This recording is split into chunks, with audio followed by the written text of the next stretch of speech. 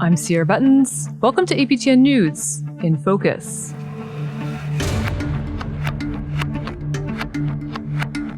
We've heard it from the federal government and the provinces.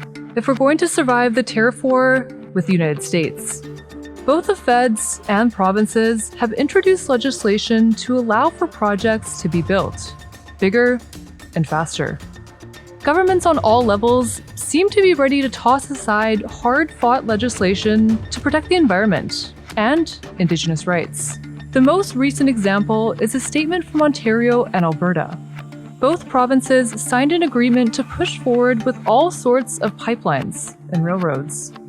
They're asking Prime Minister Mark Carney to get rid of important legislation that they feel will impede development. APTN's Leanne broke the story, and she joins me now.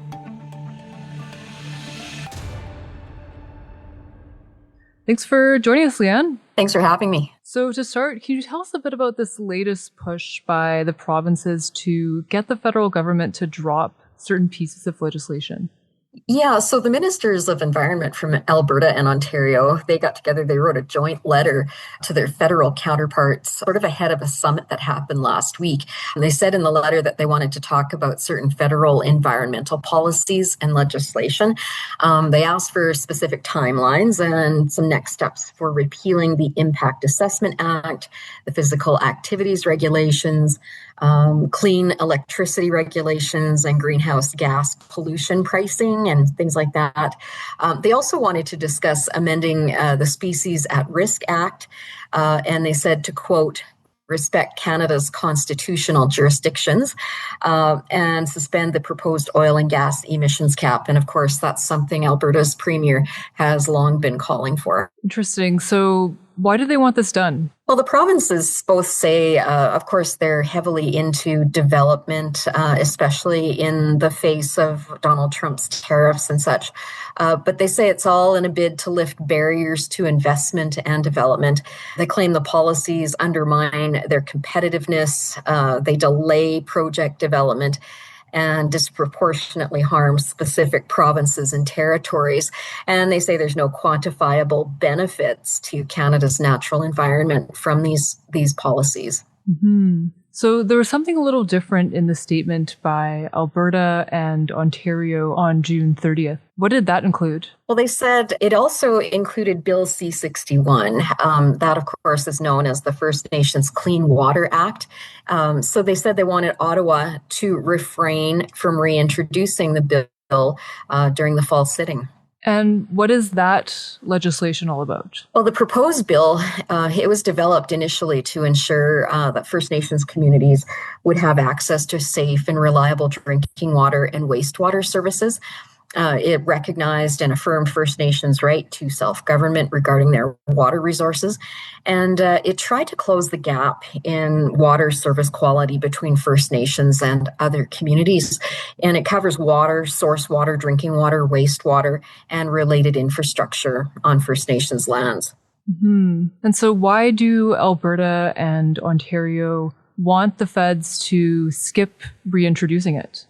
Well, as I said, both provinces, they're pushing for more development. And as I mentioned, they feel that Bill C-61 and the other policies will hamper that. But they haven't really specifically said what it is about the Clean Water Act that will impede major projects like pipelines. Mm-hmm. And, Federal Indigenous Services Minister Mandy Galmasti says the federal government is going to table a new bill. When might that happen, and will it be different?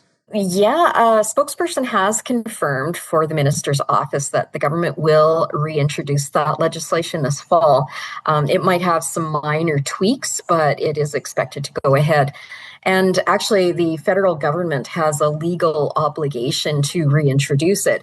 There was a decision back in December of 2021 where the federal court and the Court of Queen's Bench in Manitoba had jointly approved a safe drinking water for First Nations class action.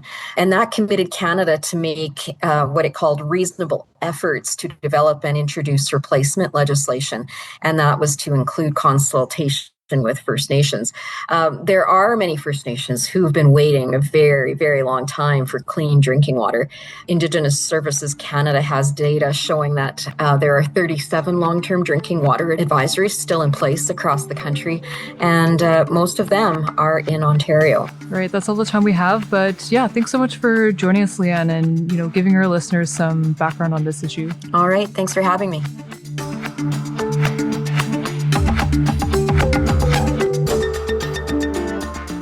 As governments quickly move to reshape the country's infrastructure, another story reminds us of what's possible when Indigenous peoples lead the conversation. July 9th is a significant day for many who call Nunavut home. It marks the anniversary of the signing of the Nunavut Agreement, the historic land claim that led to the creation of the territory. This year, Nunavummiut are marking 32 years since that agreement was signed between the Inuit and the federal government. To reflect on what Nunavut Day means, APTN National News host Creeson Agecoutay spoke with Nunavut MP Lori Idlout. Lori Idlout, thank you for being here. In your own words, can you explain to us why Nunavut Day is so important? Thank you, Creeson. Nunavut Day is so important because it's a celebration of achievements that Nunavummiut have.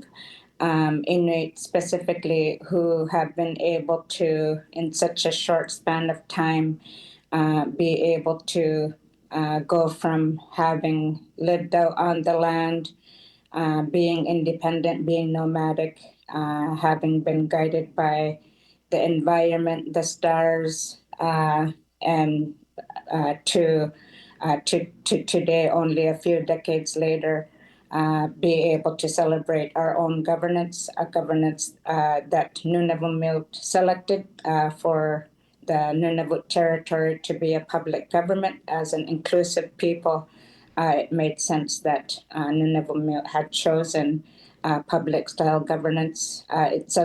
Nunavut Day is a day to show how much we've been able to achieve in such a short time, basically. Yeah. Lori, do you remember where you were when the Nunavut Agreement was signed? And can you describe that day for us and what it was like for you to witness the creation of the territory? I do. I was in Igloolik. I was in high school, and I was part of a dance and drama group. So on that day, because Paul Kwasa was the president of the TFN, that's what it was called before it was called Nunavut Tungavik.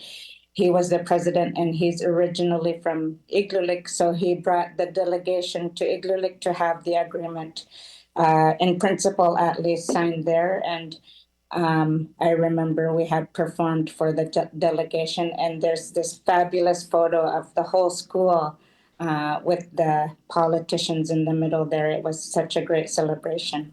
That's great to hear. And it's been 32 years since the signing and creation of Nunavut. What do you think have been some of the territory's greatest achievements?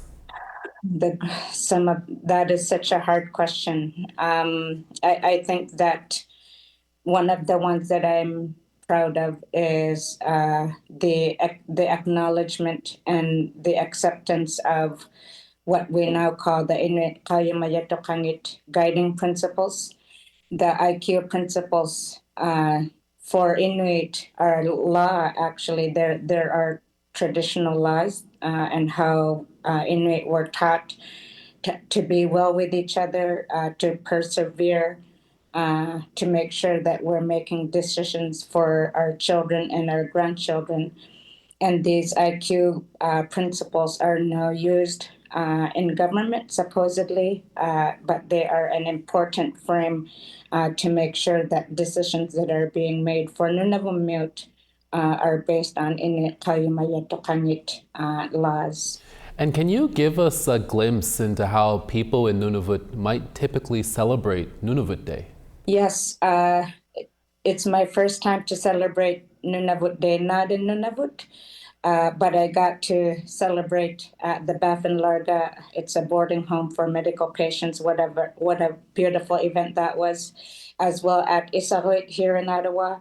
And they were very similar to the celebrations that I've had throughout Nunavut communities.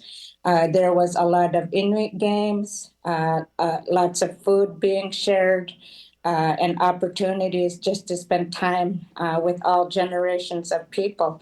It's just such a wonderful way to keep highlighting that we still have our strength. Lots of people speaking Inuktitut, lots of people playing Inuit games, performing cultural Inuit practices like throat singing. So it was just a wonder. These are all great ways to showcase how strong Inuit have remained. Finally, Lori, we have about 30 seconds left. What are some more ways people can learn about Nunavut and its people and history? There are so many different places that you can learn nowadays. Tungavik NTI has a great website. NTI is the Land Claim Rights Holding Group. The government of Nunavut has a great website. The Inuit regional associations, the regional rights holding groups have great websites as well. And also I've learned in the last campaign when I was seeking re-election, I've discovered that there's a lot of TikTok accounts where you can learn so much about our culture. What a wonderful surprise it was to see even Inuit elders having accounts showcasing aspects of our culture to the world. Tapway, yes. Lori Idlout, we'll have to leave it there. Thank you for your time. Creeson. That was Nunavut MP Lori Idlout speaking with APTN's Creeson Agecoutay. The story of how the territory came to be is a fascinating one. In an upcoming episode, we'll hear from Peter Itinuar, the first Inuk elected to Parliament, and the person who first proposed the idea of an Inuit homeland in the House of Commons. Make sure to follow us on your podcast app of choice so you don't miss it. And while you wait, check out The Place That Thaws, a 6-part podcast from APTN News that takes you through the frozen landscapes of Nunavut and the enduring spirit of those who live there.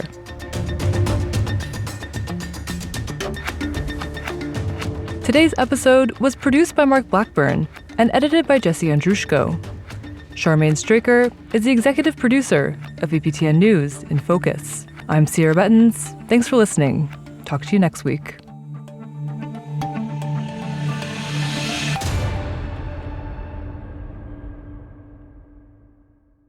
Hello, I'm Rick Harp, host of APTN News Brief, a daily podcast version of the nightly broadcast of APTN National News. Available on all major podcast platforms, APTN News Brief is your quick way to hear the headlines every weekday morning. Learn more at aptnnews.ca/podcasts.